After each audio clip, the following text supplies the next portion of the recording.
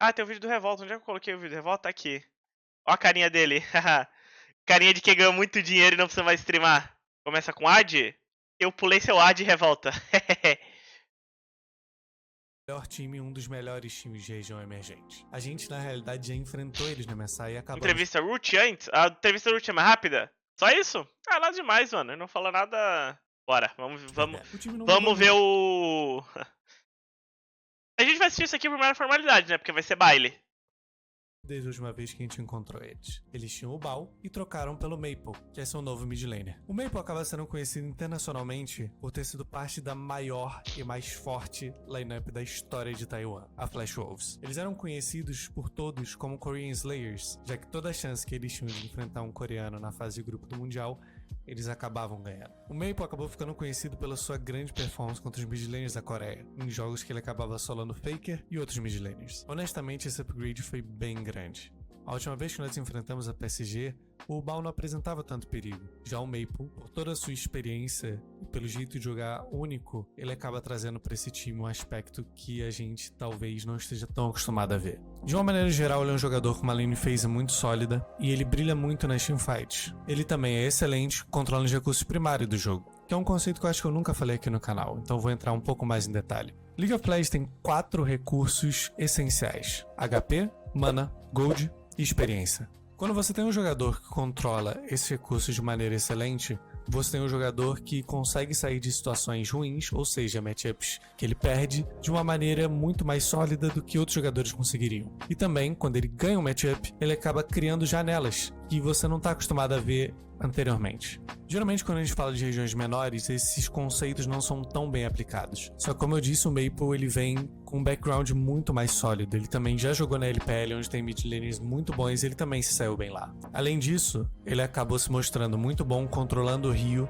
e brilhando nas teamfights com o time dele. Uma das recomendações que eu já vou fazer logo de cara contra esse time é tirar a Jayce da mesa. Ou pega Jayce, ou bane Jayce. Uma das coisas que mais ajuda você a controlar recursos com facilidade é vantagem de range e poke. Campeões como Azir, Jayce e Orianna são muito perigosos contra esse time. Como a Azir não é mais tão forte assim, talvez bane Jayce seja uma excelente opção. O jungler deles, Jundia, também vem da LPL. Ele era reserva na EDG e ficou extremamente conhecido pelo seu Lee Sin e pela Sonya Dali. Como eles não vivem nesse meta, ele basicamente tem jogado somente de tanques, com algumas exceções em alguns jogos de Lilia. Eu queria chamar a atenção que o jeito que esse time joga com o jungler é bem diferente do que a gente está acostumado a ver. Como as lanes são todas bem sólidas, o Jundia não sai gankando muito. Ele foca muito mais em farm e em controle de visão, preparando assim um nível de experiência melhor para quando ele for fazer o Dragon e o Arauto. De uma maneira geral, eles são um time que mais cria uma oportunidade pro jungler do que o inverso. A gente tá acostumado a ver o jungler gankando muito aqui, criando oportunidade pros laners. Esse time, com o Jundia, acaba jogando de uma maneira diferente disso. Uma das coisas que eu já aconselharia contra esse jogador é um invade cedo no jogo, para descobrir aonde ele tá e qual que é o tempo dele no mapa, ou então ter lanes muito fortes para controlar ele com a visão. Caso o jogo fique estável para PSG, é muito provável que eles saiam na frente na briga por objetivos.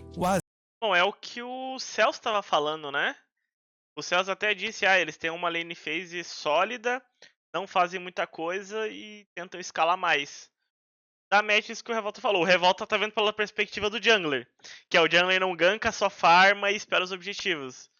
Meio que são apenas duas pessoas falando a mesma coisa de perspectivas diferentes. Fazer o top laner. Ele acaba fechando esse topside no mapa, que me parece uma parte bem sólida desse time. Ele tem uma lane phase muito forte com campeões de range como Nar e Kennen, como Ele tem uma lane phase forte de Nar? Revolta. Deixa eu te contar o que o robô fez contra o Nar dele de Renekton ontem na solo kill. Infelizmente a gente já viu no último MSI. E ele acaba tendo uma lane ok com os outros chambers como Renekton, Cassante e Jax. Queria chamar a atenção também que ele não demonstrou amor muito grande por Rumble, então a gente precisa ver se ele vai jogar com esse campeão ou se ele vai trazer um counter pra esse campeão. Outra coisa que eu queria chamar a atenção antes da gente falar da bot lane é que esse time demonstrou um certo amor por campeões flex. Tanto o Jundia quanto o Uji tem como campeão mais jogado a Hell, e tanto o Azi quanto o Jundia jogaram de pop. Geralmente, quando eles fazem esse tipo de movimentação, eles pegam bem cedo no draft para confundir o outro time. Na bot lane, a gente tem o Wako e o Wood. A bot lane deles basicamente consiste num controle de wave muito bom e num tempo de recal quase perfeito. Eles são jogadores que focam muito em teamfight e não necessariamente brigam tanto na lane phase, a não ser que a outra dupla force em cima deles. Eles são muito bons sendo reativos, eu ficaria muito atento com a dupla de Zai, Rakan e Kai'Sa. Eu não me preocuparia tanto com campeões que não tem tanto controle de wave como a Feliz contra eles. Geralmente, a bot lane deles acaba indo pro mid, e não o mid indo pro bot. Quando a gente acompanha o CBLOL, a gente tá muito acostumado a ver os mid laners indo pra baixo para ajudar a bot lane para que a bot lane suba. O Waco e o Wood, eles desenvolveram meio que uma técnica deles mesmos, que eles sempre conseguem um recal bom para que o Wood consiga abrir pro mid, e o Waco, caso ele esteja de Kai'Sa, ele consegue dar follow-up na play. Caso ele não esteja de Kai'Sa, eles tendem a não lutar em torno do mid, o que pode ser algo explorável pra gente, já que a gente pode ter uma vantagem numérica ao redor do mid e comprar essas lutas com eles e eventualmente ganhar. Agora que a gente conhece role por role, a gente consegue dizer que eles são um time bem sólido. Eles não são um time que buscam muitos ganks, mas eles têm muitas oportunidades em lane, criadas por um v1 e por certos matchups, para que o jungler dele consiga jogar ao redor disso e assim ditar o ritmo do jogo. Eles gostam bastante da primeira torre, é algo que eu ficaria muito atento caso alguma lane esteja perdendo, muito provavelmente naquela lane que eles vão para levar a torre. Não demonstraram uma preferência muito grande pelo primeiro Dragon, mas são um time que gostam de lutar por todos os objetivos. A especialidade desse time é lutas de objetivo, então eles geralmente estão rodando o jogo deles ao redor disso para que eles tenham o tempo e o recurso necessário para ganhar aquela luta. Eles também demonstraram uma grande preferência no draft por composições de luta. Quando eles não tinham uma composição de luta muito boa, eles tinham muita dificuldade em ganhar nos jogos. Agora, vamos para alguns exemplos que eu separei para vocês. No jogo 2 da final, aos 4 minutos, a gente consegue ver que a Sejuani está indo para o mid.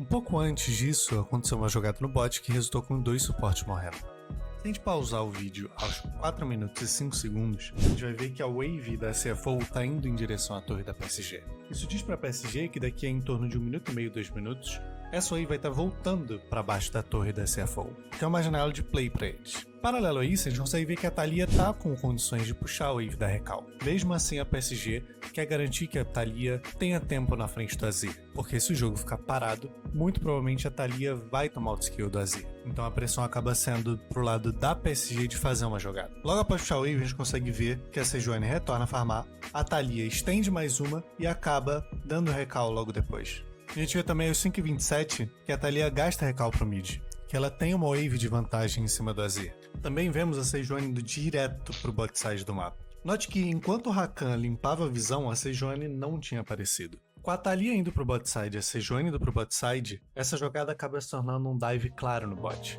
Quando eu falo sobre esse um time que não prioriza ganks, mas que gosta muito de jogadas em conjunto, com o Jundia rotando sempre com uma lane, é esse tipo de jogada que eu falo. O Jundia e o Maple não se importam de compartilhar a experiência, desde que eles consigam fazer uma jogada junto. Essa play acaba sendo favorável para CFO, mas é algo que a gente precisa ficar extremamente atento, porque na maioria das vezes esse é o tipo de jogada que acaba dando muito certo pro time dele. Se eles gostam de fazer essas jogadas planejadas, eles estavam realmente planejados 2 minutos antes, tá aí algo que nosso CBLOLzinho não é a força. Eu vi esse tipo de play tanto com o mid laner Maple quanto com a bot lane. Geralmente quando o Jundia ajuda o bot a puxar, ele abre com o suporte no topside para fazer o arauto. É outra jogada que a gente tem que ficar muito atento contra esse time. Às 25:40, a gente consegue reparar que a PSG está toda posturada pro Barão e a CFO está totalmente posturada pro Dragão. A PSG é um time que gosta de fightar nos termos deles. Então, geralmente, quando um time tem um controle total do objetivo, eles tendem a trocar esse objetivo por outra coisa no mapa. Essa jogada, eu quero que vocês tenham isso bastante em mente, porque foi algo muito curioso. Eles vão ficar muito tempo nesse Barão. E eu quero que vocês entendam por que eles fazem isso. Se a gente for analisar as composições, a gente consegue ver que o time da CFO tem pouquíssimo engage, somente o Nautilus. E o time da PSG tem um poke extremamente forte com Jace e Kai'Sa.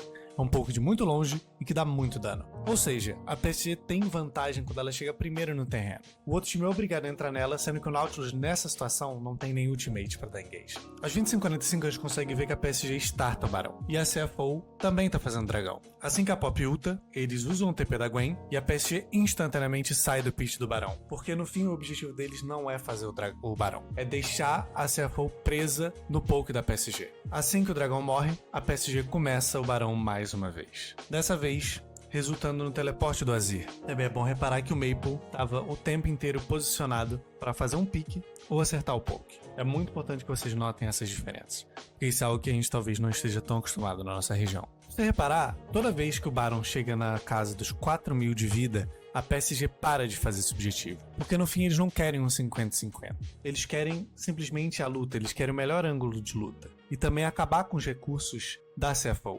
Como vocês podem ver, a vida e a mana dos jogadores da CFO está muito mais baixa do que a vida e a mana dos jogadores da PSG. Até porque eles perderam dos teleportes quando a PSG ainda tinha o deles. A gente também consegue ver que o Maple começa a bater no Baron e assim que eles veem os jogadores da CFO na visão, ele sai para dar poke. E não importa em quem esse poke pega. Caso pegue no Nautilus, eles conseguem tirar o Nautilus do pit e da fight. Também repara que assim que o Nautilus engaja, a PSG está totalmente posicionada para virar nos alvos de baixo da PSG. Se a gente voltar um pouquinho, aos 27:15, a gente consegue ver que a Pop é spotada no topside do mapa. E a Gwen está dentro do pit do Barão. A PSG então tem que tomar uma decisão.